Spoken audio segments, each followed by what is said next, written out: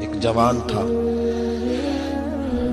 مسجد میں آیا، لوگوں سے کہنے لگا روٹی کھلاؤ، کسی نے توجہ نہ کی۔ اس نے کہا میں رب رب بتانے والا ہوں، میری طرف دیکھو تو صحیح۔ کسی شخص نے خیال ہی نہ کیا۔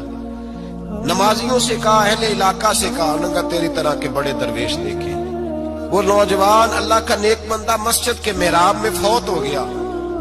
حضرت فضیل ابن عیاض کہتے ہیں امام صاحب نے اعلان کیا چندہ دو، کوئی لاوارث فوت ہو گیا، کفن دینا۔ چندہ اکٹھا ہوا، کفن خریدا، جنازہ پڑھا، عشاء کے بعد دفن کر کے آئے۔ فجر کی نماز کے لیے جب امام اور مؤذن مسجد میں آئے تو چیخیں مارنے لگے، تڑپنے لگے، دور دور تک آوازیں پھیل گئی، دنیا دوڑی آئی۔ کیا ہوا؟ کہنے لگے وہ جو تم نے کفن پہنایا تھا وہ یہاں پڑا ہوا ہے، اور دیکھو کفن پہ تحریر لکھی ہے۔